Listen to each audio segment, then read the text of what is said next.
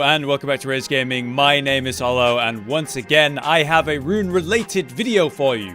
How would you like to really increase the amount of runes that you get every time you do something through the combination of a rune increasing talisman and also a rune increasing item? We are talking of course about the gold Scarab, which is a pretty solid 20% permanent rune increase while wearing it, and we're of course talking about the gold Pickled foul foot, which is an even bigger rune increase for a small period of time and of course a consumable item. But did you know you can craft them? Let's get started with the guide. Alright, so for the golden Scarab, we are going to want to go to the abandoned cave right here, which is kind of in the middle of Pickled or the Demon Desert. It is up this ravine. It's actually a cave up high on the side of it, and I'm going to show you exactly where in a sec. The bonfire that I recommended is the smoldering wall. It is the nearest grace that we can use to get to it, but it's not really a big deal. However you want to get here works. Now, as we head there, I want to tell you a couple things to be wary of. This is a blood rot cave, so there's going to be a lot of blood rot to deal with. If you have anything that increases your immunity to that, then that would be great. The mottled necklace, for example, gives me extra immunity on a talisman. There are armor sets that can give you better immunity. But to be honest with you, if you've got some of these preserving boluses, which, you know, remove the build-up, that's kind of all you're really going to need. Plus, you can run through and heal if you have enough flash to do so with. Anyway, here is the abandoned cave. Across that ravine.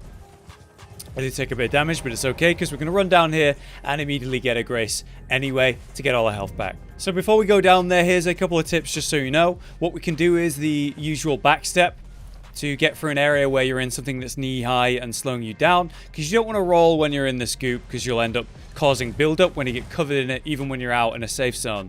So what I'm going to do, however, despite saying that, is I'm going to just leg it through all of this and just tank damage because I want to show you the route. All right, here we go. The explosion's happening. So we're going to turn around and go backwards. This explosion might clip me, hopefully not. So let's continue on. We're going to hug the wall on the right, pretty much from the rest of the way here. Also a good idea to activate the swimming pool. If you have a wondrous physic that has regen on it, that's also going to be great here. So once again, we're going to hold right pretty much from here on. Going to watch out for the explosions. And we're going to go. Get past this guy. The enemies here do poison build up. A couple of them are going to be ranged as well, which is a bit cheeky, but not too bad. Moving along, avoiding him. Holding right pretty much the whole way. I will grab that item. What am I, a fool? Bit of fire grease is always good. So many enemies weak to fire in this game.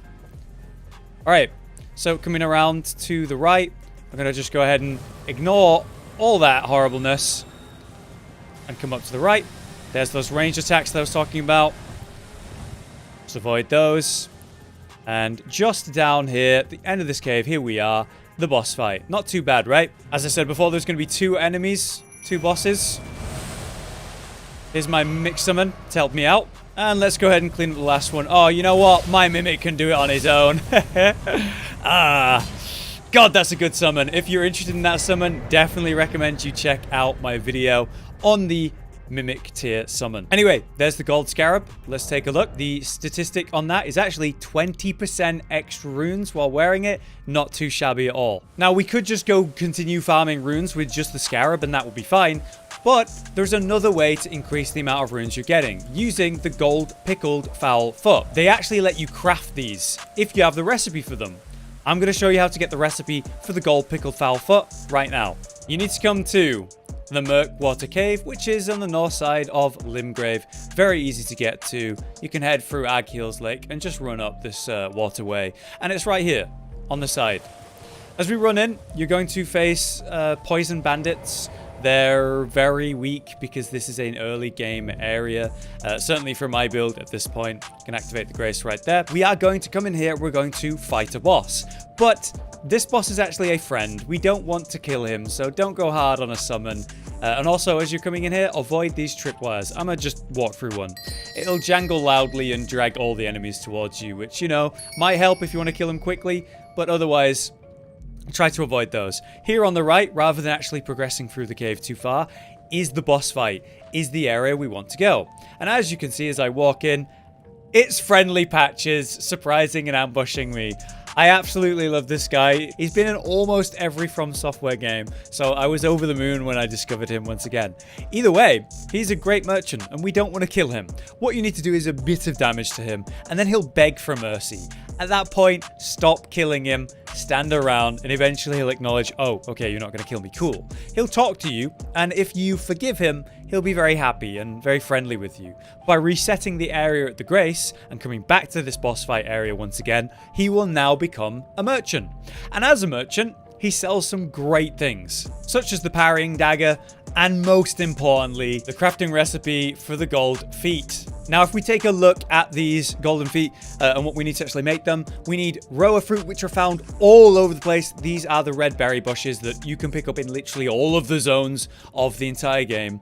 And then we need the more specific 4-toed fowl feet and the golden fireflies. Both are fortunately pretty easy to get. If we return to the first step and then come down to the west of the coast here, we can actually get some of those golden feet for free by the waterfall. And there's going to be birds. Hey, perfect. Any bird all around Elden Ring can drop these feet. I recommend you use throwing daggers or a bow, because as you can see, when you kill them or attack them or go near them, they're going to fly away very quickly. So you can kind of ride up on them on your horse, but it's a lot easier if you just throw something or shoot them with a bow. But as you can see, as I've come down to the coast, I haven't even made it to the coast, and there is an absolute truck ton of these penguin-looking fellas. Oh, I've got to actually target them. There we go. And with some easy throwing, I'm able to kill quite a lot of them without having to do too much. I do recommend, if you want to get every single one of them, to take your time with an actual bow. It's not a big deal to do so, but I'm not too worried. I can just run around with daggers. I can get loads of them. Look at that. I've already got 2 of the feet. Yeah, there's 3 of the feet. No drop on that one. See, it's really easy to get them. And it's not just this beach where you can find all of these birds, but any beach. These are all around the place. Hey, look, just before I'm even going to show you what I was going to show you, some roa fruit. That's what those bushes look like. So, for the item crafting of this gold pickled fowl foot, all we need at this point is some fireflies, and they're shown to be around minor erd trees. So you must come to the lower level ones. It literally will tell you this is a minor erd tree. Before we actually go there though, I would recommend you turn it to nights. Obviously these are fireflies. We're going to want them at night. So, just below that erd tree, actually, is a pond. And that is exactly where you're going to want to go to find fireflies. So here we are at the pond, just to the southwest of the minor erd tree. And in that pond, alongside quite a few of these fellas, is these glowing gold fireflies. These are exactly what we're after. What's great about the birds and the fireflies is they are a farmable resource. So I could rest at the bonfire and come straight back here and get a bunch more fireflies. Or I could rest at the bonfire and go ahead and farm all of those birds again. It really depends on how much farming you want to do and how much crafting you need to do. With that though, you now know a general location of each of these crafting materials, and we can craft these to our heart's content. I now have 7, which is more than enough. You only really need 1 at a time, depending on how long you're farming for. But now it's finally time to test out just how effective, how much of an increase is this in total. So, we've come to the farming spot of Lens Rise. This is a commonly known spot. This time, we have made a video guide on it if you want to check this out. But, what we need to do is put on our talisman. And then, before we actually go farm, we're also going to pop one of the gold pickled fowl foot. Little word of caution. Do not fast travel when you have a buff like this on. It will cancel the buff if you do that. Just rest at a grace physically by going back to it. Here's the ball spawn. Wait for it to move and then sprint.